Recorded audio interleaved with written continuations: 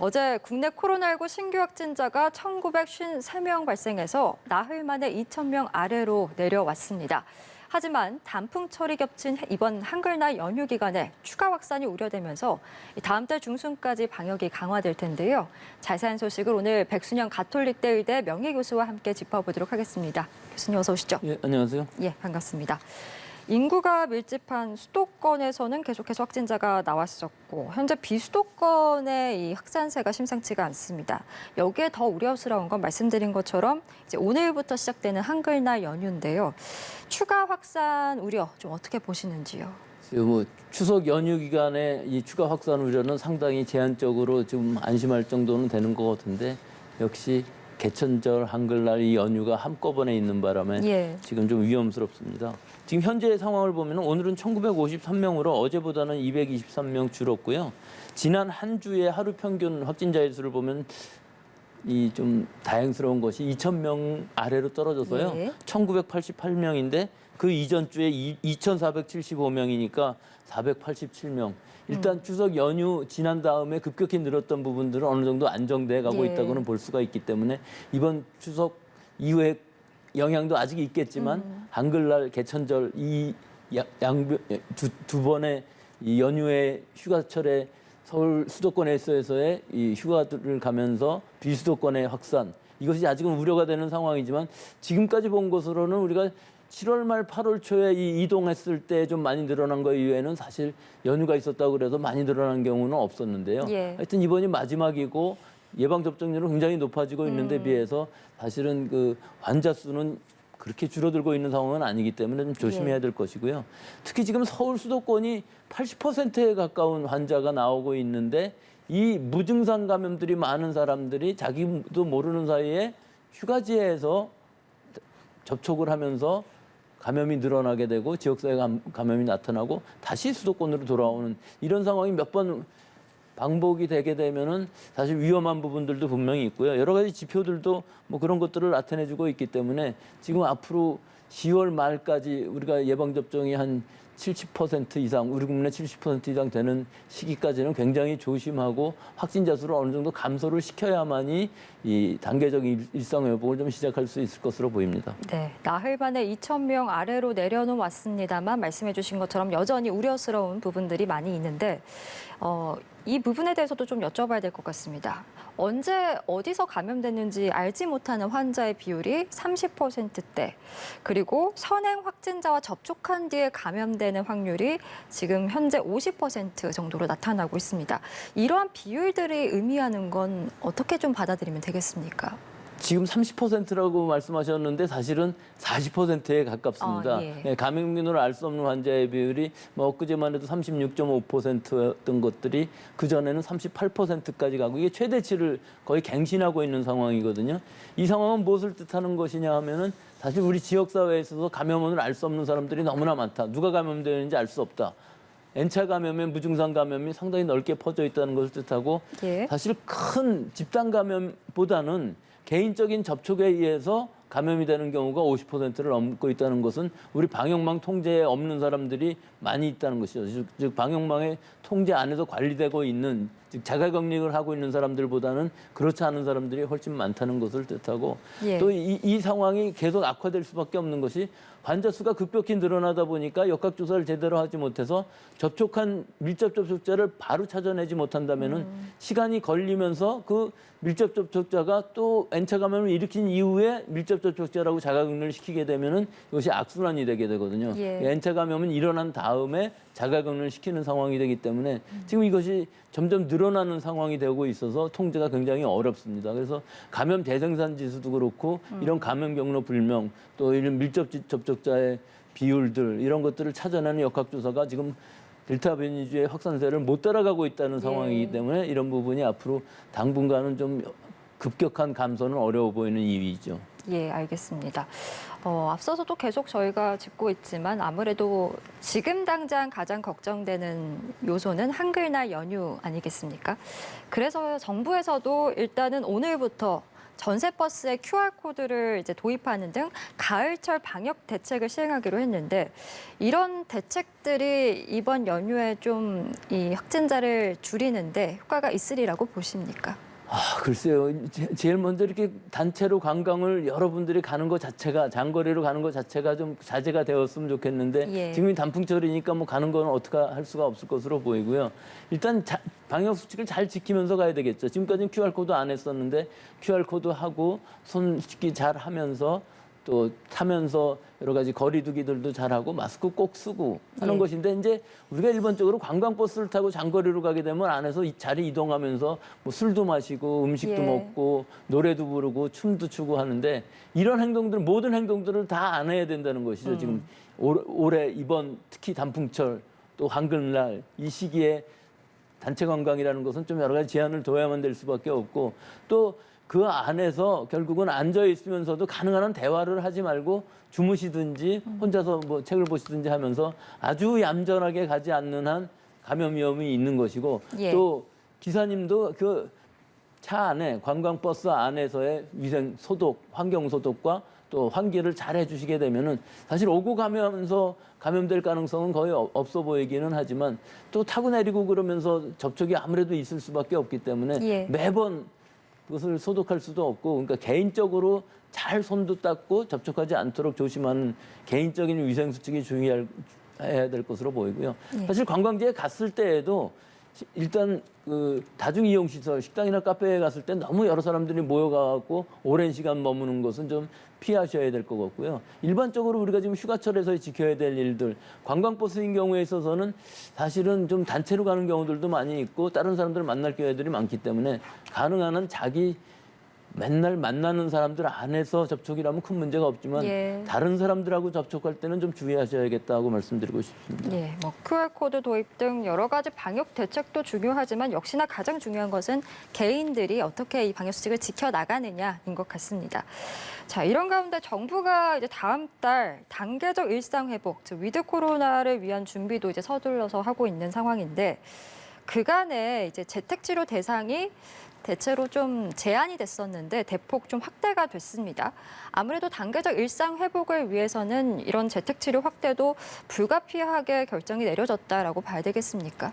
그렇죠. 정부에서 지금 하루에 3,000명, 뭐 많게는 5,000명까지 10,000명도 가능하다 하는 얘기는 재택 치료가 가능하다면 충분히 그 의료체제 붕괴 없이 가능할 수 있다는 얘기죠. 또 여기에 경구용 치료제가 나온다면 훨씬 예. 더 좋을 부분들이 있는데요. 대폭 확대를 했습니다.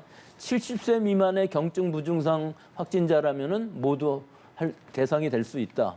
즉 자기 자신의 건강과 본인의 의사 그리고 의료진의 판단 그리고 자기 집의 구조 또 예. 보호자의 접종 여부 이런 것들을 다 판단을 해서 결정을 해서 자택에서 치료를 받게 되면은 열흘간 치료를 받게 되는데 사실 치료 자체는 경증 무증상일 때 대단한 게 없습니다. 머리 아프면은 뭐 이 아스타민오fen 먹고 기침 나면 기침약 먹고 하는 대증 치료이기 때문에 예. 원격 진료로서도 충분히 가능한데 제일 중요한 것은 하루에 2번 모니터링할 때 얼마나 정확하게 잘 모니터링을 할 수 있느냐. 뭐 체온이라든지 증상이라든지 산소 포화도 같은 것들은 적어도 최소한의 것은 갖춰야 될 것으로 보이고 이 데이터들이 다 모이면서 증상이 악화되면 바로 병원으로 입원시킬 수 있는 전원시킬 수 있는 앰뷸런스가 24시간 되어 있어야 되겠죠. 그래서 바로 이송을 해서 전원을 해서 치료를 받게 하고 또 그 치료를 받았을 때 완전히 완화가 된다면 뭐 다시 집으로 돌아올 수도 있겠습니다만 위험한 경우에는 병원에서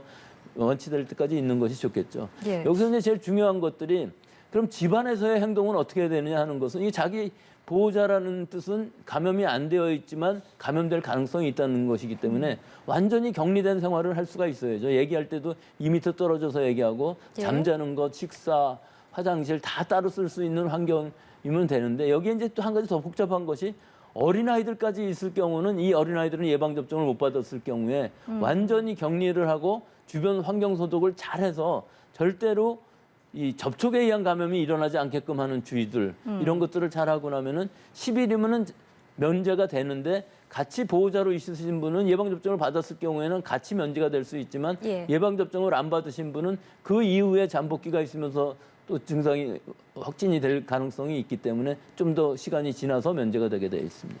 예. 70세 미만으로 일단 규정이 됐는데 이 연령 기준에 대해서도 조금 더 탄력적으로 운영을 해야 되는 게 아니냐 이렇게 딱 정해놓으면 또 문제가 생기는 게 아니냐 이런 지적들도 있더라고요. 글쎄 그렇게 지적하시는 것도 뭐 옳을 것 같긴 합니다만 즉 개인의 건강 차이는 굉장히 크기 때문에 뭐 70대 80대라도 굉장히 건강하신 분이 있는 반면에 예. 뭐 60대라고 해도 아주 안 좋으신 분들도 있기 때문에 그런 부분들을 판단하시면은 사실 이 연령 자체만은 딱 기준이 안 될 수도 있는데요.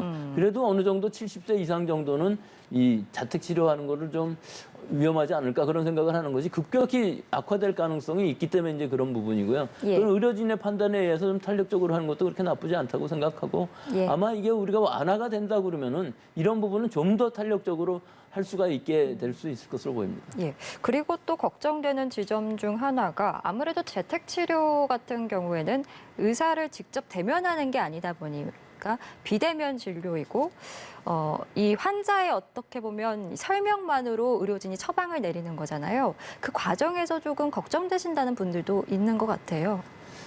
일종의 원격 진료라고 할 수가 있는데요. 의사 선생님이 가질 수 있는 데이터라 그러면 일단 기본적으로는 체온하고 산소 포화도 정도는 항상 가질 수 있게 즉 보고가 될 수 있게끔 될 수는 있을 것으로 보입니다. 그 예. 외에는 이제 본인이 어디가 아프다든가 뭐 어디가 불편하다든가 하는 것들을 다 얘기할 수가 있어야 되는데 여기서 제가 아까 한 가지 좀 빠뜨린 부분은 예. 아무리 뭐 건강하고 하더라도 이런 대화가 잘 이루어지지 않으시는 분들은 곤란한 부분들이 분명히 예. 있겠죠.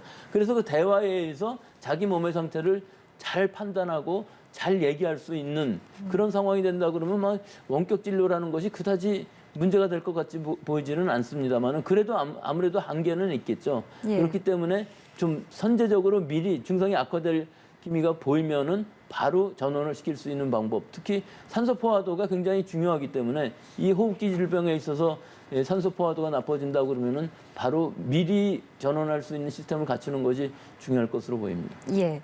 재택 치료 환자가 이렇게 그 기준이 대폭 확대가 되면서 이제 좀 갑자기 늘어날 것을 대비해서 지자체에서도 인력 확충에 지금 분주한 모습을 보이고 있습니다. 그렇다 보니까 보건소나 이 의료진에게 좀 업무가 과중되는 게 아니냐라는 일선의 목소리도 있더라고요. 교수님은 좀 어떻게 보시는지요? 그게 보건소 같은 데 의료진은 한계가 있죠. 이렇게 재택 치료를 전부 할 수는 분명히 없을 겁니다. 지금의 예. 생활치료센터인 경우도 마찬가지고요. 이거 한없이 늘릴 수가 없는 것이 여기에도 의료진이 필요하기 때문에 문제가 되는 것이기 때문에 지금 우리에서 이 재택 치료에 성공하는 비결은 아마 동네에 있는 의원급 병원에서 얼마나 이것을 도와줄 수 있느냐 하는 부분. 예. 즉 전체는 아니더라도 일단 의원급 병원의 선생님들이 이 원격 진료 부분을 잘 해결해 주시게 되면은 어느 정도 해결이 될 것으로 보이고 그 정부 당국 방역 당국에서도 보건소나 여러 간호사님들을 많이 모집을 해서 일단은 수가가 지금 정해져 있는 것이니까요. 예. 이 수가를 정해서 얼마나 지금 치료비로 할 것인가. 실제 치료를 하지 않는다고 하더라도 하여튼 환자를 계속 집에서 모니터링하면서 치료를 하는 상황이고 처방을 해서 약도 갖다 줄 수 있는 것이거든요. 그러니까 이런 시스템을 얼마나 잘 만들 수 있느냐 하는 것이 지금 우리나라에서 이 방역 완화를 하는데 꼭 거쳐가야 할 관건이라고 보겠습니다. 예, 알겠습니다. 저희 백신 이야기로 좀 넘어가 보겠습니다. 정부가 오늘부터 이제 모더나 백신의 2차 접종 간격을 현행 5주에서 4주로 한 주 더 당기기로 했습니다. 뭐 수급 상황이 좀 좋아졌기 때문인 건지 그 배경 좀 어떻게 보시는지요? 예, 수급 상황이 물론 지금 많이 좋아졌죠. 우리가 얼마 전까지만 해도 모더나가 제때에 안 들어온다고 그래서 굉장히 예. 2차 접종 맞는데 어려움이 있어갖고서 다 6주로 바꿨거든요. 근데 지금 상황에서 보면 1차 접종이 77.7%인데 비해서 2차 접종은 59.1%. 뭐 거의 20% 가까이 차이가 나거든요. 이것도 많이 줄어든 겁니다. 20% 넘던 것이 지금 20% 아래로 갔는데 이 원인이 지금 보통 해외에 있는 선진국들은 10% 이하입니다. 77%라고 그러면 한 67% 정도는 됐어야 되는 건데 이게 늦어지고 있는 이유가 이것을 6주로 했었기 때문에 시간이 늦게 가는 거죠. 그런데 예. 지금 상황에서는 얼마 전에 그 6주이던 것을 5주로 줄였고요. 그 다음에 이제 파이저는 3주, 모더나는 4주로 줄여서 원래 임상시험에서 했던 기간으로 바꿨기 때문에 예. 아마 빨리 올라갈 겁니다. 77.7%까지는 빨리 올라갈 수가 있기 때문에 아마 이 간격은 줄어들 것으로 보이고 지금 수급 상황을 보면은 굉장히 많이 들어와서 지금은 뭐 안정적이고 오히려 모더나 백신 같은 경우 1차 접종 받는 사람이 얼마 없고 그러면 이 접종하고 잔여 백신이 너무 많이 남는 상황이라고 그러거든요. 예. 그렇기 때문에 지금 상황에서 물량 부족은 없지만 이 지금 1차 접종도 안 하신 분들이 좀 더 많이 맞아주면은 즉 18세에서부터 49세까지 한 500만 명이 있는데 이 500만 명의 미접종자들이 이 언제 가든지 예약 없이 가서 당일날에도 접종을 받을 수 있기 때문에 예. 이런 분들이 잔여 백신이 아니라 할지라도 아무 때나 맞을 수가 있기 때문에 좀 더 접종률을 올리기 위해서는 이런 분들이 좀 더 접종이 가능해지면은 많이 좋아질 것으로 보입니다. 예. 현재까지 백신 1차 접종률이 77.7%, 그리고 국민 전체로 봤을 때는 59.1%가 접종을 완료했다라고 지금 집계가 되고 있습니다. 이 추세대로 이렇게 접종이 계속해서 원활히 이루어진다라고 하면 정부가 단계적 일상 회복을 이제 추진하기로 했던 10월 말쯤이면 국민의 70%가 접종 완료를 하게 됩니다.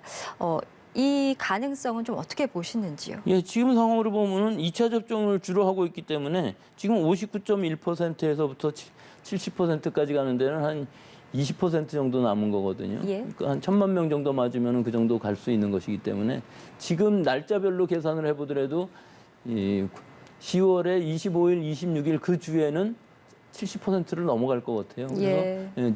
그 주가 이번 달 말이 되게 되면 70% 중반대가 될 수 있을 것으로 보이기 때문에 그 목표 달성은 별로 어려워 보이지 않고요. 우리가 최종적으로 80% 정도를 목표로 하고 있는데 우리 국민의 예. 그 80% 정도의 목표는 아마 초과 달성도 가능할 것으로는 보입니다. 근데 하여튼 제일 큰 문제는 그 18세 이상의 미접종자들하고 이제 17세 이하의 지금 접종을 아직 시작하지 않은 어린 학생들, 예. 유아들 여기에가 이제 얼마나 접종이 가능할 수 있을 것이냐 하는 것이 전체적으로 우리 국민의 집단 면역을 형성하는데 또는 지역 사회에 있어서의 이 N차 감염을 줄이는 데는 굉장히 중요한 역할을 할 수 있을 것으로는 보입니다만은 지금으로 봐서는 굉장히 긍정적입니다. 12세부터 17세도 접종 의사가 굉장히 높고 예. 또 지금 50대만 해도 지금 80%, 87% 정도의 접종률로 완료됐다는 것을 보면은 우리 고령층에 있어서는 90% 이상 접종률이 가능할 것으로 보이고요. 문제는 이제 좀 20대, 30대 젊은 층들이 조금 더 맞아주면은 좋을 텐데 이분들은 뭐 결국은 감염이 되더라도 가볍게 넘어갈 수가 있기 때문에 절대로 안 맞겠다고 그러면은 하여튼 좀 천천히들 가볍게 걸리면서 예방접종이 아닌 자연 면역이 생기는 이런 시기가 되면 좋은데 이것이 너무 한꺼번에 몰려서 감염되게 되면 큰 문제가 될 수가 있어서요. 방역이라는 것이 완화가 되면 될수록 미접종자인 경우에 있어서는 노출 가능성이 훨씬 더 높아지는 예. 것이기 때문에 확진자 수가 늘어날 수밖에 없습니다. 그런데 고령층들이 다 보호가 되어 있다면은 큰 문제가 없이 피해가 없이 위중증 사망률이 떨어질 수가 있는 것인데 아직까지는 좀 모자라는 부분이 있습니다. 지금 환자 수가 조금 늘어났지만 사실은 예방접종률은 많이 늘어났거든요. 예. 그런데 비해서 사망률이 더 떨어져야 되는데 지금 0.3%를 넘고 있어서 이 부분이 조금만 더 떨어져 준다면은 우리가 뭐 5천만 명 이런 숫자의 문제가 아닐 수가 있는데 지금의 0.3%를 넘는 사망률이라고 그러면은 또 지금의 위중증률이라고 그러면은 10,000명 정도 환자 나오면 아마 의료체제가 어려울 것으로 보입니다. 예, 알겠습니다. 오늘 코로나19 소식은 백순영 가톨릭대 의대 명예교수와 함께했습니다. 오늘 말씀 고맙습니다.